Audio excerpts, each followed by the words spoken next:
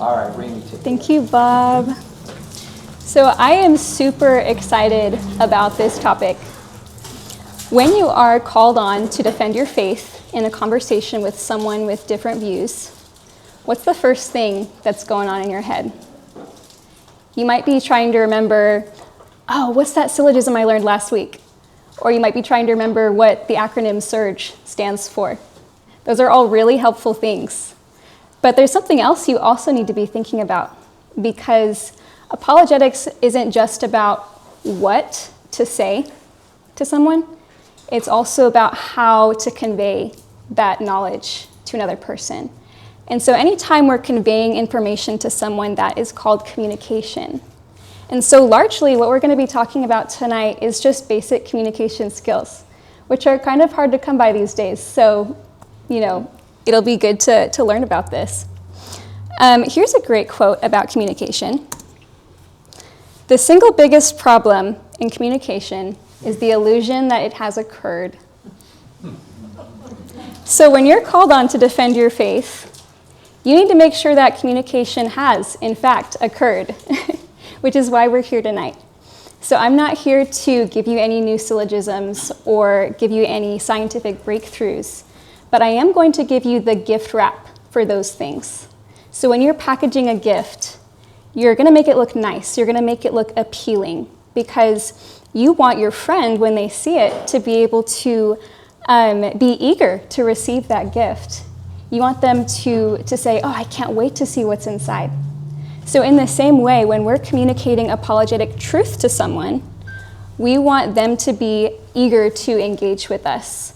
And when the conversation is over, we want them to want to connect with us again and have another conversation. That's what we want to leave them with. So although this material is going to be specifically directed at Christians, a lot of what we're going to go over is helpful to pretty much anyone. Because like I said, it's just about having a good conversation. So this will be helpful to anyone here, regardless of what your beliefs are. And so can I have someone define the word winsome for me? What do I mean by that? Any ideas? Me. Thank you. Yeah, what does the word winsome mean? Friendly? That's a good one. Naftali, did you have something to add? What do you think? Communicating in a way that makes people like you, makes people want to hear what you have to say. Yeah, totally. Yes, and so I'm going to share some scriptures with y'all that I think also encapsulate this word very well. So, Justin, can I have you read that first passage right there? Yeah, 1 Peter 3:14b. 15. Yes. Yes. All right. Have no fear of them, nor be troubled, but in your hearts honor Christ the Lord as holy, always being prepared to give a defense to anyone who asks you for a reason for the hope that is in you, yet do it with gentleness and respect. Awesome. Thank you. Ms. Soma, can I get you to read the second one, please? Sure. Colossians 4:6. Oh, wait. Okay. Let your speech always be seasoned with salt, so that you may know how you ought to answer each person. Yes, perfect. So I love both of these. And I put specific parts in bold to emphasize them. So first, we're told to have no fear. That's something that's kind of hard, but that's what God wants our attitude to be, is not one of fear. And then gentleness and respect, that's what we're supposed to be like. We're supposed to be gentle and respectful when we're talking with someone. But also notice this second passage, we're not supposed to compromise on truth for the sake of being gentle and kind, because truth is truth. And so if you're familiar with the ancient use of salt, the primary use of salt back then was to be a preservative. So if you had meat and you wanted to keep it from spoiling, you would bury it in salt. And so we as Christians are the preservers of truth. That's the responsibility that we're charged with. And so we are never to compromise on truth. We are always to be seasoned with salt. That's, Bob mentioned earlier, we are the salt and light of the world. So, Scripture also has a lot to say about our tongue. But no human being can tame the tongue. It is a restless evil, full of deadly poison. So when you're having a conversation with someone and apologetics are in the mix, you're very, very quickly going to realize you really have to control your tongue. And the reason why is because out of the heart, the mouth speaks. And so we have to watch our hearts very closely. We have to guard our hearts and make sure they're in good condition, because our attitude and the things that we say are directly affected by the condition of our heart. So this is what Scripture has to say about what our attitudes should be like. How does that match up with our actual attitude when we're having these important conversations with people? So just real quick, as contrast is the mother of clarity, I think we should all take a minute to just consider some attitudes that we should avoid, that we should put off. And so I'm going to show a quick video that will hopefully help with that. Oh, I showed that video because I find it really funny, but also it points out a common attitude I think that some of us can fall into. And that is arguing for the sake of arguing. So that's when your main instinct is just to contradict the other person, and you're not looking to build a mutual understanding. It is not winsome, and it also does not usually result in communication. There's another similar version of this, but it's arguing for the sake of winning. And that's when your main goal is just to win this argument no matter the cost. And so you don't care what is said, you don't care if things go flying, you're going to win this argument. That is also not winsome. Something else to watch out for is monologuing. I'm really good at this one. This one I'm definitely guilty of. A lot of the time we can be great at telling people what we believe. And that's also known as monologuing in a lot of cases. We're not so great at dialoguing. And dialoguing is a little scarier because it involves uncertainty. You can never predict what the other person is going to say. And I personally like monologuing because I get to be in the driver's seat of the car, and I get to drive, and the other person isn't getting out of the car until I stop the car. And as long as I'm talking, that means the other person is listening, right? Right, it doesn't. So we have to give up a certain amount of control. If you want to be truly understood, you have to enter into a real conversation with someone, a dialogue. You're not going to be in control 100% of the time, but we should be okay with that because God is in control.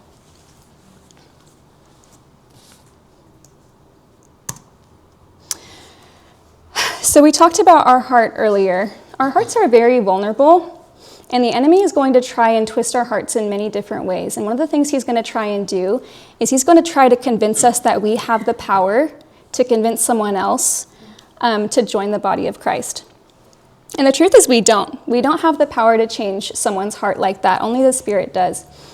But it's going to feel like unless that's the result that we attain, then we've failed. So that's a misunderstanding. And spending time in intentional prayer is going to allow the Spirit to transform that attitude. So real quick, I just want to camp on prayer. And I want you to notice this list that I'm going to show you and add these things to your daily time with the Lord, because I think it'll be super helpful for all of us. So number 1, pray for your heart. Pray for God to prepare your heart. Pray for him to reveal hidden motivations or any impure intentions, and pray for him to work on your heart and make those things pure, and for him to shape your attitude. Also pray for opportunities. Pray for God to present opportunities for witnessing. And this is kind of an intimidating one because this works. There have been times when I have prayed this prayer, and within minutes the Lord has given me a clear opportunity to share the faith. So it's clear to me that God is faithful to give responsibility to those who are eager and ready to receive that responsibility. Also pray for the help of the Spirit, because remember, it's not us that can convince someone into the body of the Christ. That's the work of the Spirit. Pray for the Spirit to minister to your heart, to guide your speech, and to give you boldness. Also pray for the people that you speak with. So when you have a conversation with someone, pray for them after that conversation. Pray that the Lord would be at work in their lives and that he would open their eyes and soften their heart.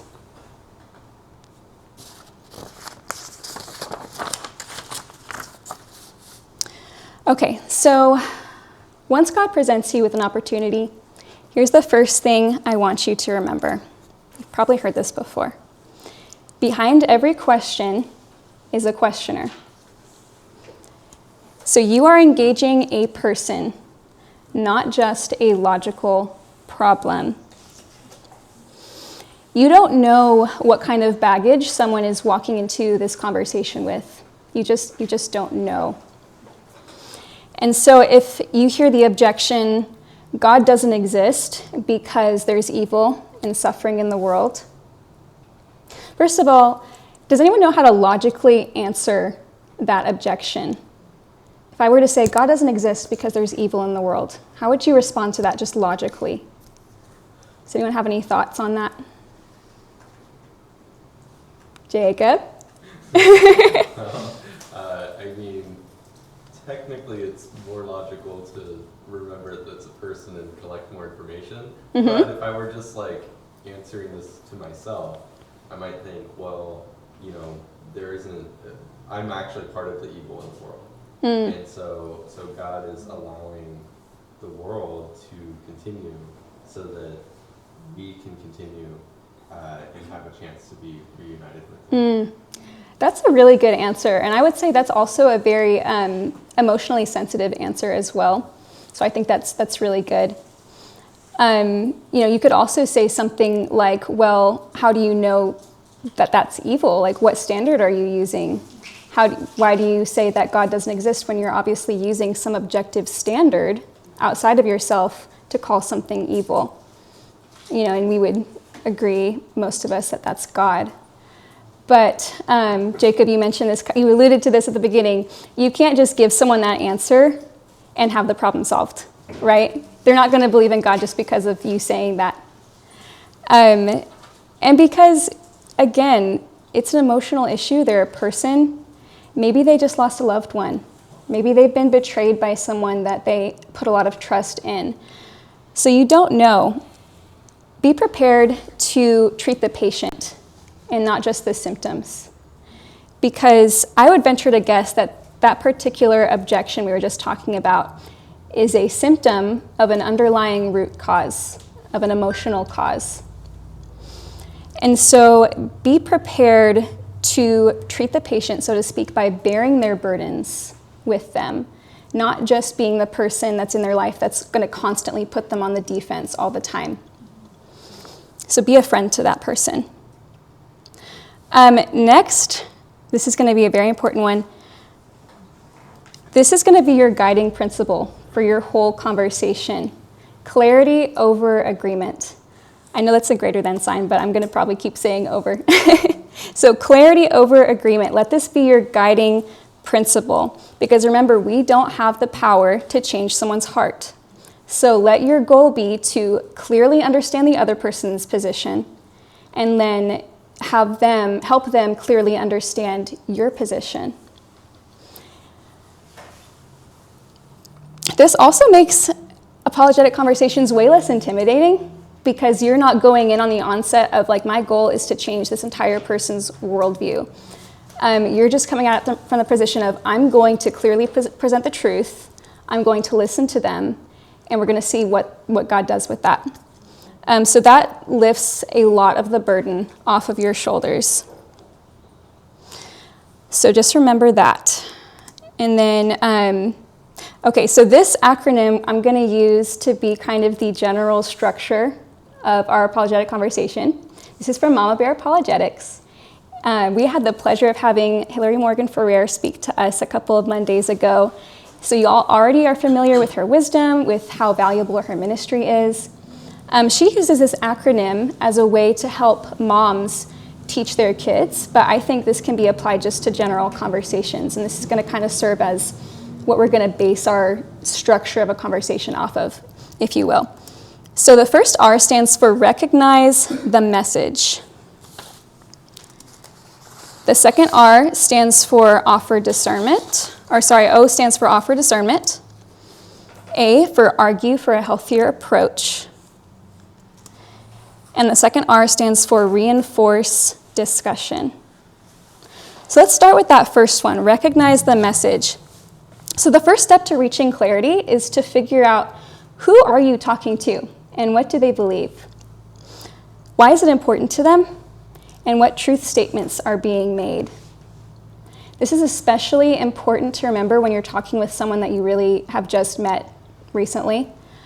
Remember as well not to assume that you know what they mean by certain terms. So if you're talking with someone that identifies as an atheist, don't assume that you know exactly what they mean by that.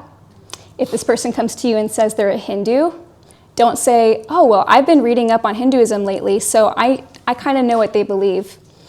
Don't do that. Just ask them, you know. It helps to have that background knowledge for sure, but definitely ask them and build your perspective. Focus on building your perspective that way based on what they tell you. And do the same thing when you're talking with someone who identifies as a Christian as well, because to them that might just mean that they went to church a couple times. It doesn't necessarily mean that it's anything less than superficial. So the second part of recognizing the message, in order to do this, have a posture of genuinely seeking to understand. So listen to understand, not just to respond. Because a lot of the time we want to project the idea to the other person that we're listening, we're following along, but meanwhile in the back of our heads, we're trying to formulate our next response. You know, we're trying to see, okay, where can I go with this, with what they're giving me? And a lot of that is just natural because that's the way that's the pattern that we think. But when out of control, it can kind of hinder your conversation because you're going to be skipping a very crucial part, which is understanding what they're saying. And so the response that you're coming up with might not even be valid to what they're saying to you because you might miss a very key ingredient of what they're telling you. So listen to understand, not just to respond. That also means you have to hear them out and give them the floor and don't interrupt. I find that really hard, but it's so important. I know y'all are familiar with these, so ask clarifying questions. This is talked about in the book Tactics that Bob was talking about earlier. So ask, what do you mean by that, to get definitions out of the way. And then to reveal assumptions and expose weak justifications, ask someone, how did you come to that conclusion? So let me tell y'all a quick story of an instance where asking what do you mean by that would have been really helpful, but the conversation kind of flopped because neither of us asked that question.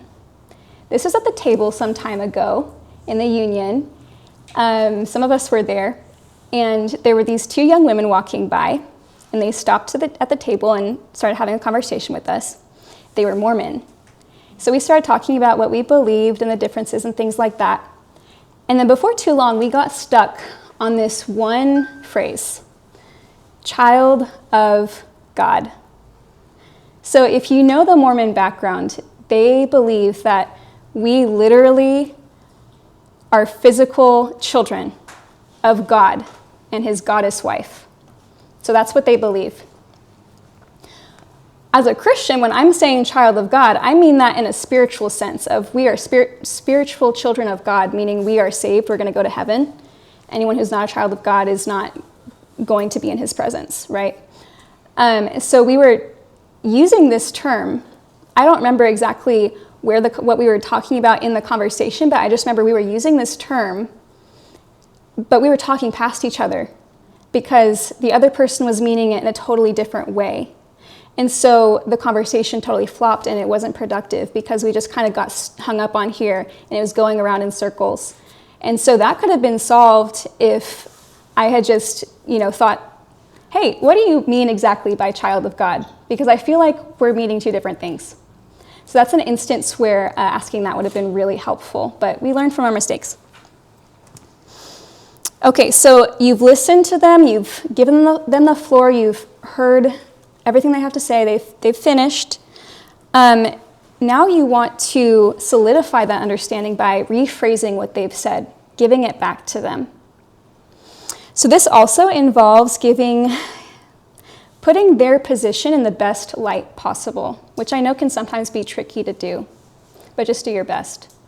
So, for example, if you're talking with a pro-choice advocate and you've listened to them, you've heard them out, and now you're going to rephrase their ideology. You're not going to say, help me understand, are you saying that we should all sacrifice our children to Molech?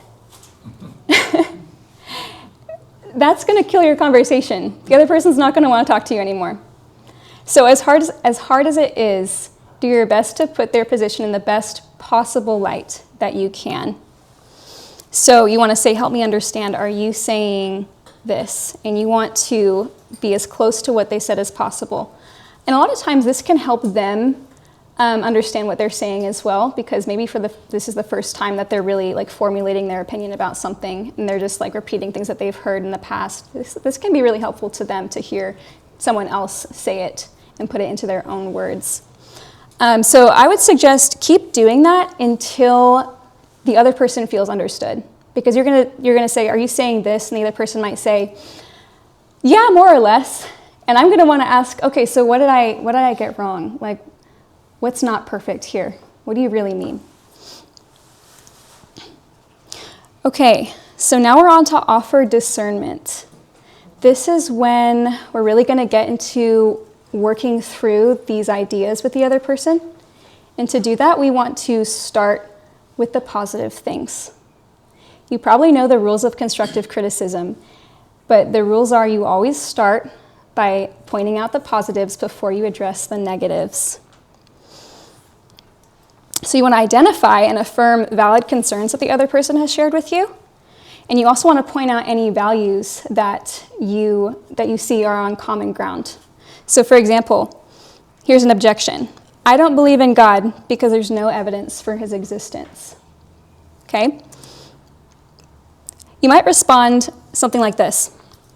Yes, evidence is really important. Your value for evidence is wise. There's no point in believing in something we don't have evidence for. So what I'm doing is I identified the shared values. We both make decisions based on evidence. And also I showed respect. I mentioned to them that that's wise. I didn't say that it's wise to not believe in God, because that's not true. That's not what I think. But I said it's wise to make your decisions based on evidence. So that actually gives me a gateway to when I'm sharing evidence with this person that already establishes that common ground right off the bat. Okay, so after you've gotten the positives, now we move on to the negatives. It's time to bring up your concerns. This is where the information that you gathered from asking a person, how did you come to that conclusion, is so crucial. Because oftentimes, the root of a problem lies with how a conclusion is justified. And so asking this question exposes assumptions, and you're going to be able to direct your concerns at the justification rather than the conclusion. The example I'm going to talk about quickly is I saw this podcast recently, this debate between Wesley Huff and Billy Carson. So Wes Huff is a fantastic apologist. I highly recommend just checking out all his stuff. He's a great guy. Bible scholar, very well spoken. Billy Carson is an interesting personality. It's hard to kind of boil down his views, but basically in this debate that they were having, Billy Carson was refuting the Bible's reliability, because he was saying, his argument was something along the lines of this. He said, I've been looking at all these ancient sources, all these ancient eyewitness testimonies and oral histories, and they all tell me this information that leads me to believe that the Bible is false and the biblical God does not exist. He has his own idea of God and everything. So that's his argument. He's looking at these sources, and he concludes that the Bible is false. Did anyone catch the assumption in there? Mm-hmm. Yeah? What do you think? Sources are actually reliable. Yes, right. So at some point, Billy assumed that these sources are reliable. And so when it's Wes Huff's turn to speak, he doesn't pick on Billy's conclusion. So he doesn't go into saying, well, actually, we know the Bible's reliable because of X, Y, Z, because of this and this. He decides to direct his concerns at Billy's assumption. And he says, Billy, what methodology are you using to evaluate these sources? When you're looking at these eyewitness testimonies, how are you verifying them as actual eyewitness testimonies? And he's very respectful as he's doing this. Billy cannot respond to him. And so instead, he just keeps giving information that the testimonies are saying, but he's totally avoiding the question. And so directing your concerns at the justification rather than the conclusion can be way more effective because it can help the other person to realize that the foundation they're building their worldview on is very shaky. When you're offering discernment, I also advise contextualizing the message that the other person is giving to you. Because something can sound really good in theory, but it may not always work out well in real life. So for example, if I were to ask a Muslim, why would you go to heaven? I might get an answer like this some of the time. I've heard this before. God is all merciful, and if I repent of my sins, he will forgive me. That sounds really good, right? Yes, of course God is merciful. So what's the problem here? Any thoughts? Miss Oma. God is all merciful, but he's also a God of justice. Yes, exactly. And so his mercy can't compromise his justice. Because a God like this, his law is broken, and then he just forgives the trespass. And so there is no justice in that situation. So it would seem that in order for his mercy and justice to exist at the same time, he would have to forgive in such a way that allows his law not to be broken but upheld.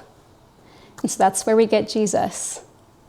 Because Jesus came to take the sin of humanity on himself and receive the full wrath of God so that we could receive the mercy of God. And so to explain that to a person of this opinion, I would paint them a picture of a real-life scenario. I would say, I agree with you. God is so merciful. But his mercy cannot compromise his justice. So what I mean by that is this. Imagine we're in a courtroom. Okay? Y'all have probably heard this one before. Imagine we're in a courtroom, and you're standing before the judge convicted of a crime. And you tell the judge that you feel bad for what you've done and you're sorry. And so the judge says to you, I appreciate your apology, and I feel really bad for giving you all these fines. So why don't you just walk free? Don't worry about it. And then what if he did that for every other person that came into his court? That'd be kind of ridiculous, right? Where's justice? What is this guy getting paid for? So it doesn't work in real life. But if you were to stand before the judge and he were to say, look, I love you, and I'm going to pay this insurmountable payment for you so that justice is served, and yet you can also walk free. And not only that, but he also says, I'm going to adopt you into my family. I'm going to give you a new life. I'm going to give you a new house. I'm going to give you a new name. Your past is behind you. I'm going to give you a new family in your mind. And that's what God does for us. And so I started out contextualizing what the other person told me by painting this real-life scenario, and I showed them the problem. And then I gave them that solution of Christ. And so the point I'd like to leave with you here is just how powerful storytelling is. I know I touched on monologuing earlier, but I view this as different because when you're telling someone a compelling story, they want to listen, they're pulled in by it. And we are just naturally, that's kind of like the human language is storytelling. So this is my favorite aspect of apologetics is tell a good story. Contextualize their message by telling a really good story. Okay. And then, use your manners. So here's where we get into some very common sense stuff. Let me share with you real quick some $1 million phrases. These are things you've probably heard before. I don't need to dwell too much on this, but I want you to think about it in a different way. So first off, when you're presenting a counter-argument to someone, start off by saying, with all due respect, or respectfully, and then give your counter-argument. So I know that sounds really simple and basic, but I picked up on this when I was actually watching that same podcast with Wes Huff and Billy Carson. I mentioned it earlier.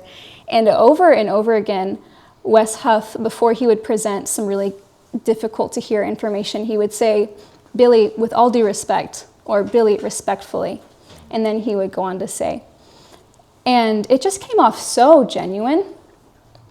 And I thought at first, like if someone had told me to do this a while ago, I would have thought maybe that's a little pretentious, Will someone think that if I say respectfully before any other sentence, that will just give me license to say whatever I want? That's not the attitude we want for this, of course, but I don't think it comes off that way. Because when you use this, the other person really does feel respected. They're getting that signal from you. And I also just tend to think about how much using deliberately polite language like this makes you stand out to people in a really good way. Because the person that you're talking to in your conversation often has never experienced someone talking in this deliberately polite way before. And so they're going to walk away from that conversation. They're going to remember you because of just these simple things that you said to them. So I'd also say you be the judge of how formal versus how casual you want to be. Because, for example, I wouldn't talk this way with my brother necessarily, but I would definitely talk this way to someone that I met recently, and I would talk this way to anyone that is older than me. I think that's really important. If you must interrupt, so it's best to let them finish their thoughts before you speak, but sometimes you're on the end of receiving this giant info dump, and it's a lot of information, and it seems to never end. There's no end in sight. And all of a sudden, you're just kind of ousted out of this conversation. This person is monologuing. So what do you do in that situation? In that situation, I would say it's appropriate to maybe say something like, excuse me, sorry to interject, may I respond to that statement? Try and pause the conversation somewhere so that it can actually be a facilitated dialogue. They may say, okay, yeah, sure. Or they may say no. If they say no, I would say take that as a signal that they're not really interested in the conversation. And, don't worry about it. Maybe hear them out or maybe drop it. But I would say your efforts don't have to be directed here if they're not willing to have a real conversation with you, unfortunately. So also don't get distracted. When you're talking with someone and you can tell that they can't maintain eye contact with you and they're just looking all around the room and it looks like they're trying to find an escape route to get away from you, or maybe you're talking to them and they pull out their phone and they start swiping through their notifications. How does that make you feel? It makes you feel pretty unimportant, right? So don't make someone else feel that way. Even when there have been times when I suddenly remember this really important article that I think would be really useful to this conversation, I'm not just going to go looking for it without bringing it up. I might save it for later and get in touch with that person at another time to share that information with them, or I might just bring up really quick, like, hey, I thought of a really good article. Do you mind if I take a few seconds to look for it? I'm not trying to be rude. Just use something like that. But overall, don't get distracted. Guys, sometimes we make mistakes. I know, it's super surprising. So when we make mistakes, own up to them. If you are wrong about something, own up to that. And apologize sincerely for any instance where you speak without discernment. So if you get a little emotional, or if you get really annoyed, if you speak out of line or say something really hurtful or insensitive, just take a second and say, I'm so sorry. I really shouldn't have said that, or I shouldn't have said it that way. Please forgive me. Just own up to it. Apologize sincerely. That's something else that will not only make the person feel really respected, but they'll also remember you for that. Because how often does that happen in conversation nowadays? Especially, this hardly ever happens online, right? So, be the person that's countercultural, be different, and own up to your mistakes right then and there. So now we're on to the third part of our acronym, which is argue for a healthier approach. So this is when you've heard them out and you've offered up your concerns and you've kind of worked through that a little bit and you've given them something to think about. Now you're going to call back what is important to them, and you're going to give them an opportunity to allow what you have shared with them to inform their perspective. And remember our guiding principle, clarity over agreement. So I'm not saying that this is where we have to expect someone to say, yes, I just realized my entire worldview is wrong and you're right about all these things. We can't expect that. All we're doing is giving them this opportunity. We're asking them a question that makes people think a little bit more and have an opportunity to digest this information. And so I'm going to go through a couple of examples here. In the example of you're talking with a pro-choice advocate, maybe you've established that they care about women, and then maybe you share with them some statistics that, hey, you share this with them very sensitively, of course, but most women that get abortions regret it afterwards. Most women that get abortions actually say they didn't feel like they had a choice in the matter. They actually feel like they were forced to get an abortion. I think that's often because of pressure from family members. So that's the sad truth. But you share that with this person and you say, so in light of this, how do you care for women? Or maybe you're talking with the atheist that I mentioned earlier that really valued making decisions based on evidence. Maybe you share with them some evidence on why you believe God exists. And you say, in light of this, how do you interpret the evidence? Maybe you're speaking with that Muslim friend that I mentioned earlier, and you painted that picture of the courtroom and the judge. In light of this, how do you receive God's mercy apart from Christ? And remember, clarity over agreement. You haven't failed if this person doesn't walk away completely changed. You're just giving them something to think about and letting God use that.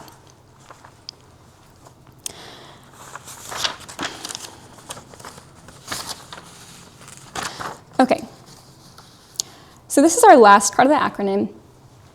You want to reinforce discussion with this person. And so that looks like always extend the invitation to follow up with this person later, have another conversation.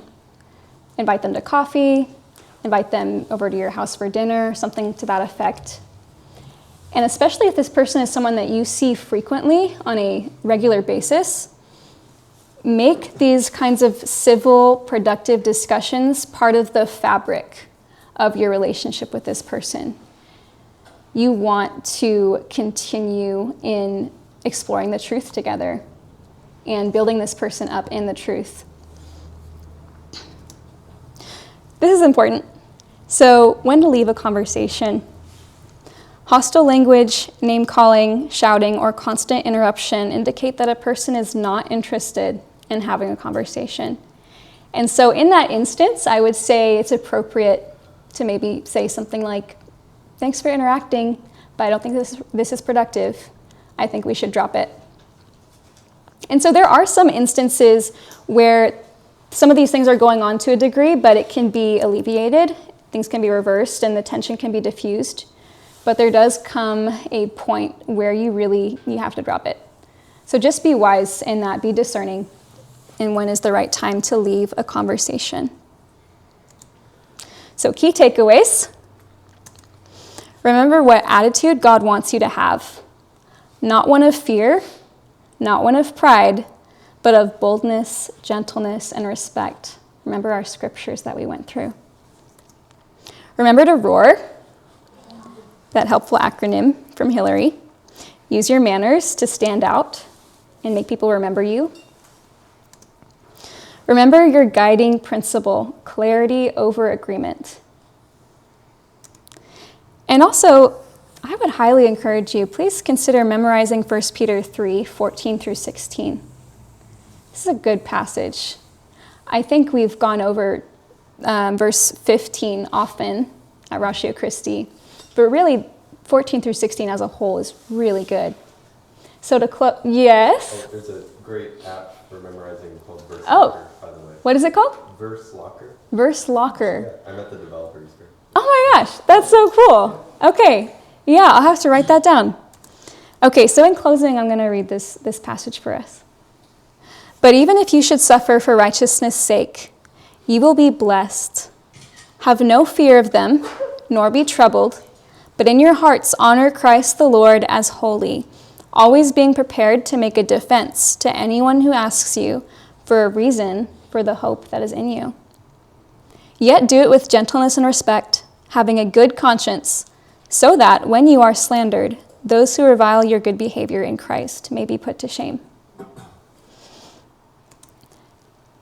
Okay, so at this point, if anyone...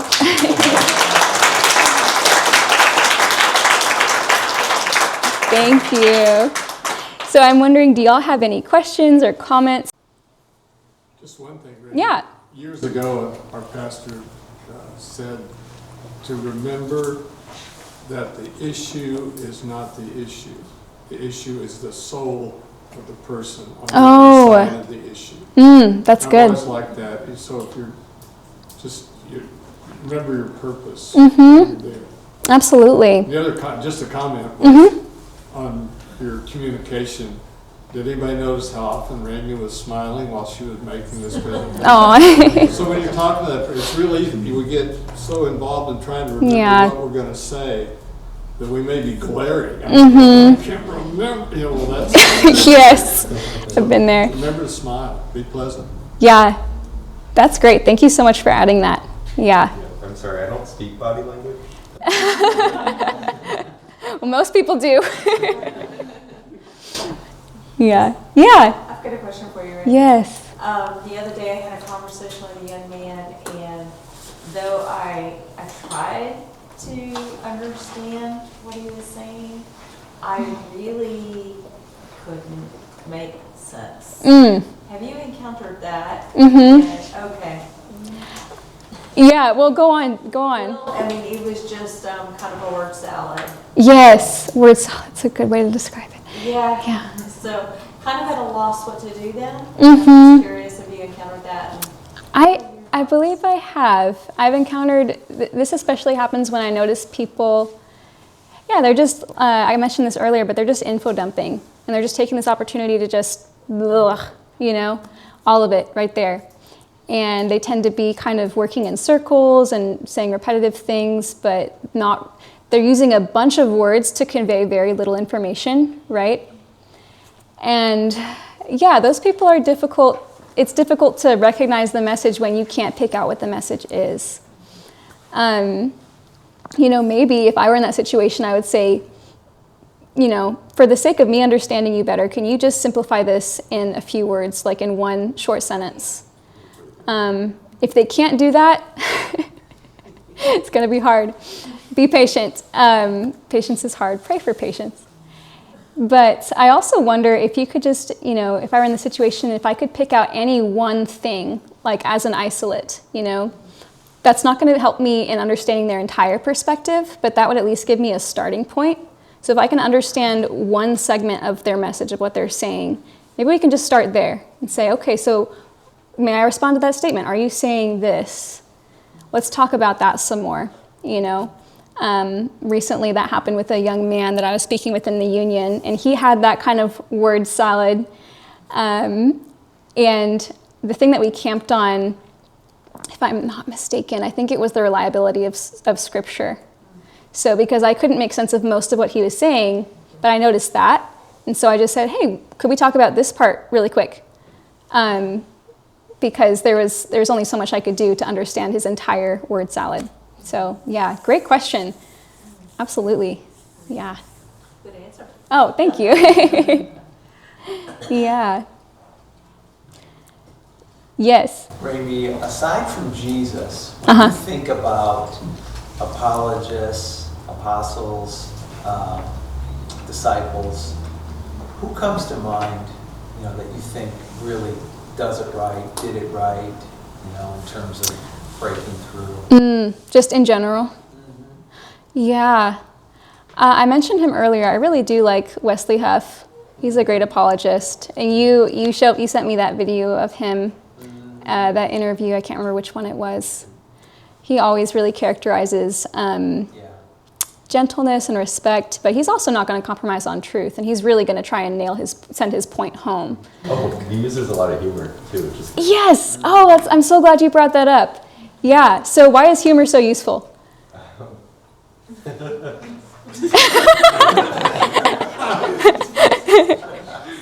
Well, it diffuses tension a lot of the time. It's also memorable.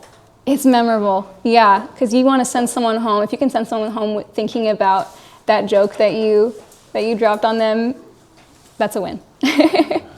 Yeah, he uses humor, which is great. Humor is very winsome. I didn't include that in here, but humor is a total superpower. It's de-escalates the the problem that seems to be arising. It brings it back down. Yeah. So Hillary was talking about that when she was here a couple of weeks ago. And the story that she brought up, you might remember it, but she was talking about this one debate that she and her husband were at, and it was really intense, super just tension-filled, because it was a room full of Christians and atheists in this space where there was no working air conditioning. And so everyone was really grating on each other. And so Hillary's husband, John, got up to ask a question to one of the debaters. And Hillary leaned over and said, John, you have to diffuse the tension, say something funny. And so he goes up there, and of course everyone's, just sweating, and they're hot and sweaty and gross. And he goes, we may not understand a lot about each other, but at least we all have a better understanding of a theology of hell tonight. And she said the room just erupted in laughter. And immediately, she said this didn't last for the whole night, of course, but just for that, that bit, it was like, everyone had this release, there wasn't all this anger and all this tension. So I know y'all have heard that story from her before, but I just share it again to emphasize, use humor to your advantage, especially if it's something that is a natural gifting of yours. Like, I know a lot of y'all out there are just really, really funny. Use that to your advantage for sure. That's your superpower.